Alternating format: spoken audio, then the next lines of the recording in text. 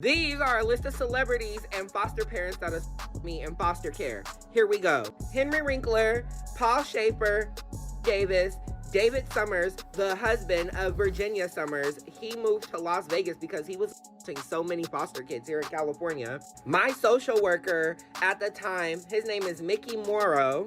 My nasty old fat lawyer or attorney, whoever he was, Tom Mazzara. His name was Travis. He was like my CASA worker. He had like a long white ponytail. I don't know if he's alive or not anymore, but yeah, him. And yeah, I'm gonna name drop a whole lot more people. OMG. What do you mean the CPS was the one responsible for enabling all this essay of foster kids that people have been exposing of late? Like they were really the ones supplying young boys to people like Davis? Guys, I don't know how far the rot in Hollywood really goes, but this is straight up disgusting. And isn't this the kind of thing Orlando Brown has been saying? I am Hollywood, which is why I know, but I'm not arrogantly gonna sit here and be like, oh, this is that and this is that. Like, there's a lot of things that will make you buckle, bro. Make you buckle, bro. You know what I'm saying? Like, they make you start crying.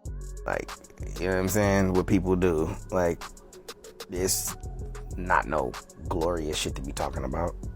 It's really it's really Hollywood. It's really up out there. Well, Orlando Brown is back on our TLs talking about how the elites were actually using young men, and allegedly at the top of that list is Davis. Y'all know that Orlando Brown has always been vocal about how young male pop and R&B acts were allegedly subjected to quid pro quo demands, fueled parties, or non-consensual advances to secure album rollouts and radio play. Like, he has always said that that executive power, coupled with NDA culture and complete control over an artist's career, kept young men from ever speaking out publicly. And while people have always said that his rants are mainly due to mental illness, he's actually dropped a couple of names of the execs who used young men like, allegedly, Davis. You are allowed to live forever. And these people that are called youngins, rookies, new booties, like I was, had no idea that these people still live. They will prey, haunt, kidnap, anything to stay on top. And with all these allegations of CPS being the supplier, insiders are saying that Orlando is somewhere going, I told you so. Honestly, this entire situation is just sad. But let's break down how allegedly used young men. Of course, y'all know that Davis was already openly BI, and in his memoir, The Soundtrack of My Life, he said that he had been involved in 2 monogamous relationships with men for over 20 years. He even wrote that his first intimate encounter with a man was during the era of Studio 54 in the late 70s. And according to him, that chapter of the book he wrote himself. Second marriage failed. I opened up myself to the possibility of a person rather than a gender. I have never stopped being attracted to women. So we're now dealing with a subject of This subject is very misunderstood because the old adage is you're either gay, you're straight, or you're lying. It's just not true.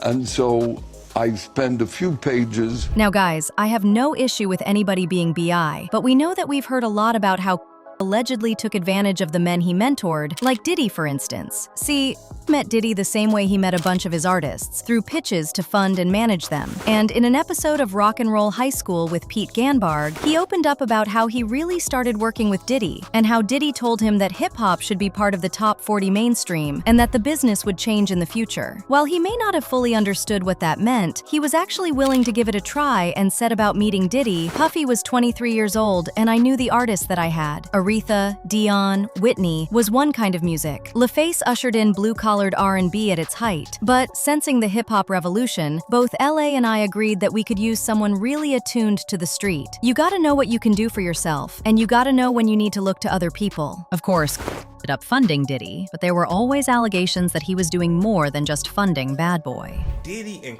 Davis, have they ever had anything past business?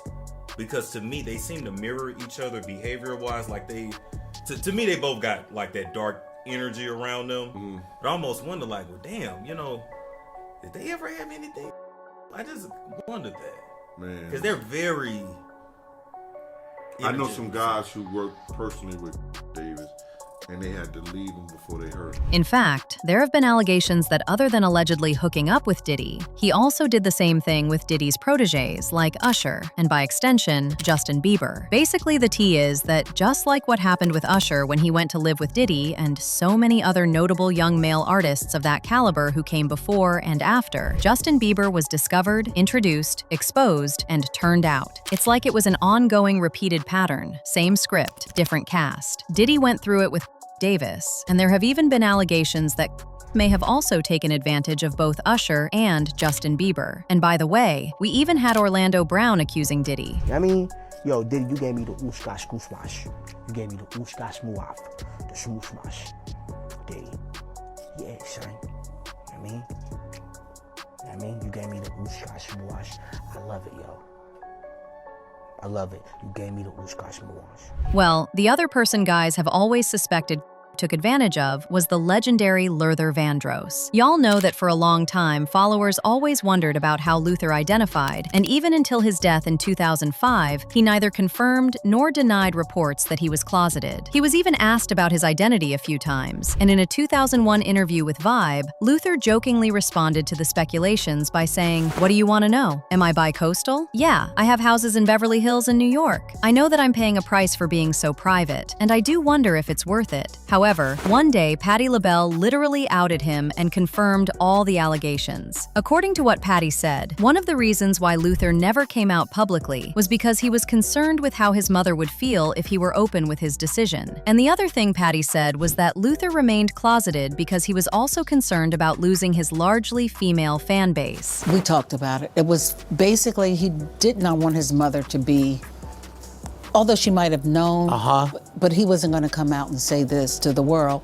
And he had a lot of lady fans, and he told me that he just didn't want to upset the world. However, she wasn't even the first one to talk about it, because in 2006, Bruce Valanche, a friend and colleague of Luther Vandross, told Out magazine that Luther experienced his longest romantic relationship with a man while living in Los Angeles during the late 1980s and early 1990s. Another person, journalist Michael Musto, claimed Luther was desperate to find a boyfriend before he passed away, saying, "A famously open gay singer-songwriter told me Luther was dying to have a boyfriend. It was an inside show business open secret." Insiders are now claiming that as much as Luther never publicly came out, Davis knew that he was closeted and possibly used him for his intimate desires. But hold on, another person people have always suspected never escaped clause is Lou Pearlman. While Lou Pearlman managed Backstreet Boys and NSYNC and was later explicitly accused of PDF behavior, people said that this was another case of someone who learned from the master,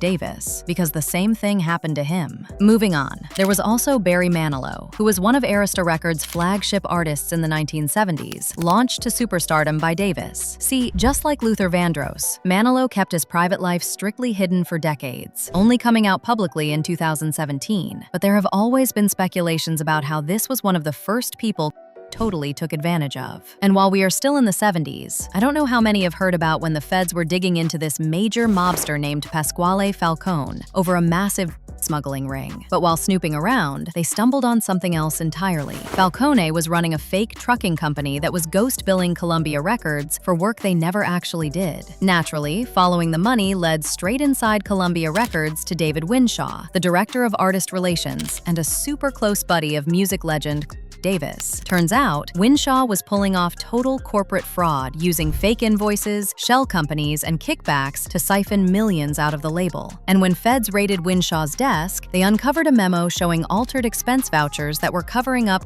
Davis's personal expenses on the company's dime, meaning may have known exactly what was going on. Now, at the time, was not charged with mafia-related offenses, but people have always said that with level of industry control and deep connections, he couldn't have survived the 70s federal grand jury without political protection or leverage over higher-ups. And there are insiders spilling that did in fact use his position to exploit young men, and quite possibly started taking advantage of them from the 70s. Basically, the 1973 mob investigation was only the tip of the iceberg, asserting that his power and legal maneuvering protected him from far worse personal exposure regarding substance use and illegal transportation and non-consensual behavior throughout his career. This is exactly what Orlando Brown has been screaming from the rooftops. Orlando Brown directly called out Davis alongside other top-tier music moguls, claiming that these industry titans ran exclusive, coercive party environments where young male artists were systematically exploited, saying that Davis and his peers leveraged their massive gatekeeping power to coerce young male talents into compromised positions under the guise of career advancement, mentorship, and securing label backing. And now there are allegations that the CPS was directly facilitating the supply of vulnerable young boys and men directly to elite, high-profile figures in entertainment, including names like Davis? Honestly, the idea that state systems meant to protect the most defenseless, traumatized kids could ever be weaponized or manipulated to feed young people into the music industry networks is beyond disgusting. And to think that Davis was allegedly tied to or benefiting from something so vile? Baby, I knew that some shocking things were going to come out about, but I don't think I expected it to be this bad. Jeez. I'm still trying to wrap my head around how far the filth actually goes. Like, how many young men had their lives and careers compromised behind closed doors just to get a shot at a hit record, or because they were orphans? With all these disturbing theories surfacing about supply pipelines and executive party culture, is it time we re-examine everyone who tried to speak out? Was Orlando Brown right all along? Were people just so quick to brush him off because the reality of what these young men allegedly went through was too disturbing to accept? What do you guys think? Sound off in the comments section below.